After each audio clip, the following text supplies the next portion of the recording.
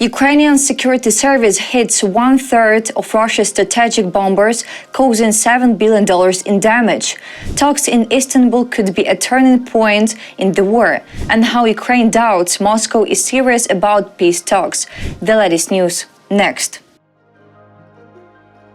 President Volodymyr Zelensky has described an operation by the Security Service of Ukraine, SSU, that destroyed more than 40 strategic aircraft at Russian airfields as having achieved a brilliant result that will go down in the history books, reported by Zelensky on Telegram. Zelensky said he had been briefed on the operation by Lieutenant General Vasyl Maluk, head of the SSU. He said that the operation was an independent achievement by Ukraine that had been over 18 months in the planning. An absolutely brilliant result, an independent achievement by Ukraine. 1 year, 6 months, and 9 days from the start of planning to effective implementation. Our most far-reaching operation. Our people who prepared the operation were withdrawn from Russian territory in time. The president noted that he had thanked Maluk for this triumph by Ukraine and has also instructed the Security Service of Ukraine to disclose the details and results of the operation that can be made public. During his evening address, Zelensky revealed that a total of 117 drones were used in the SSU operation, and that the operations office in Russia was situated next to the office of the Russian Federal Security Service, FSB, in one of the regions. The most interesting thing, and we can now say this publicly, is that our operations office in Russia was located right next to the FSB office in one of their regions.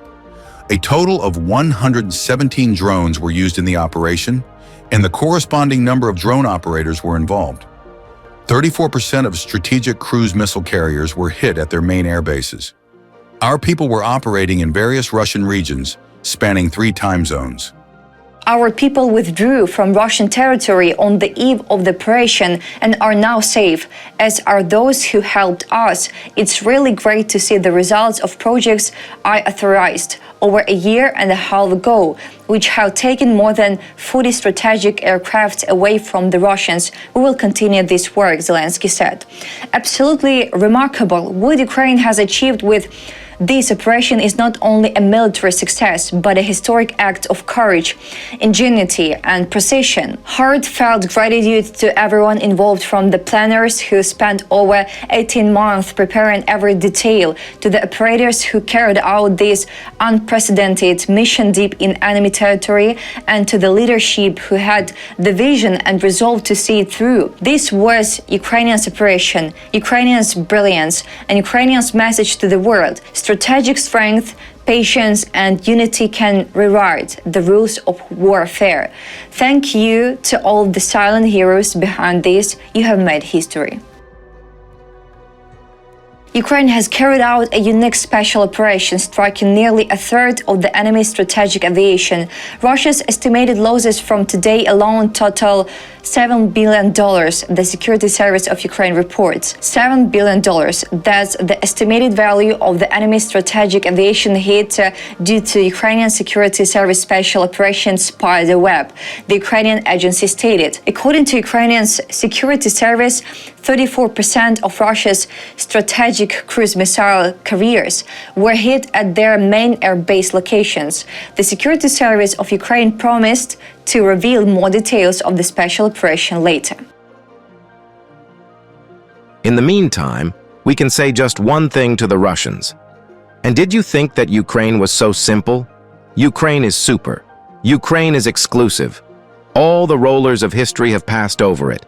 All types of tests have been tested on it. It has been tempered by the highest tempering. In the conditions of the modern world, it is priceless. Here, Ukrainian Security Service quoted Ukrainian writer Lina Kostenko. The agency assured that it was doing everything to drive the enemy from Ukrainian land. We will strike them Russian at sea, in the air, and on land. And if necessary, we will drag them out from underground. Glory to Ukraine, glory to the heroes, Ukrainian Security Service concluded.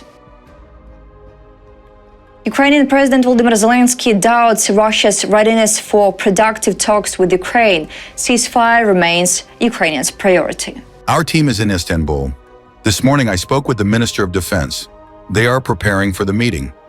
I am not sure that Russia will be ready for productive discussions, but we must always believe in some kind of resolution. Zelensky also emphasized that for Ukraine, a complete ceasefire and the return of children and prisoners remain top priorities. About second round of talks in Istanbul. On Monday, June 2nd, the second round of talks between Ukrainian and Russian delegations will take place in Istanbul.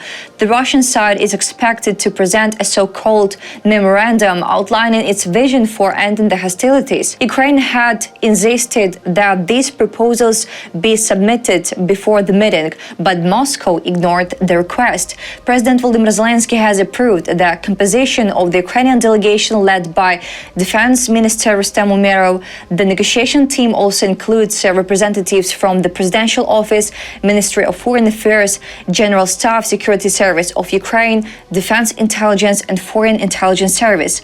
Zelensky stressed that Ukrainians' position remains unchanged. Kyiv will demand a complete and unconditional ceasefire. The talks between Russia and Ukraine in Istanbul, the next stage of which is scheduled for June 2nd, may become a turning point. This opinion was voiced to ZDF TV channel by German Foreign Minister Johannes Vadeful.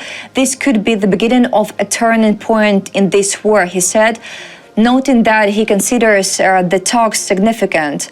Vadeful noted that Germany will continue to supply weapons to Ukraine. He emphasized that the country will also finance the development and production of very long-range weapons systems in Ukraine. This is a real-life insurance policy for Ukraine in the long run, said Vadeful. The foreign minister also noted that new packages of sanctions against Russia are planned. First Deputy Foreign Minister Serhiy Kyslytsa and Ukrainian delegation member Alexander Bevs have met with representatives of Ukraine's European partners, Germany, Italy and the United Kingdom, ahead of negotiations with the Russian delegation in Istanbul, reported by Foreign Ministry spokesman Georgy Tikhy on X, as reported by European Pravda. On the 2nd of June, in Istanbul, Kyslytsa and Bevs held talks with representatives of Germany, Italy and the UK. The parties coordinated their positions ahead of a meeting of the Ukrainian and Russian delegations later today. The Ukrainian delegation reaffirmed the country's commitment to peace efforts. The Ukrainian side outlined the agenda items in detail, including a meeting of the two leaders, a full ceasefire and humanitarian confidence-building measures. That's all for today. Thanks for watching this video. Like and subscribe.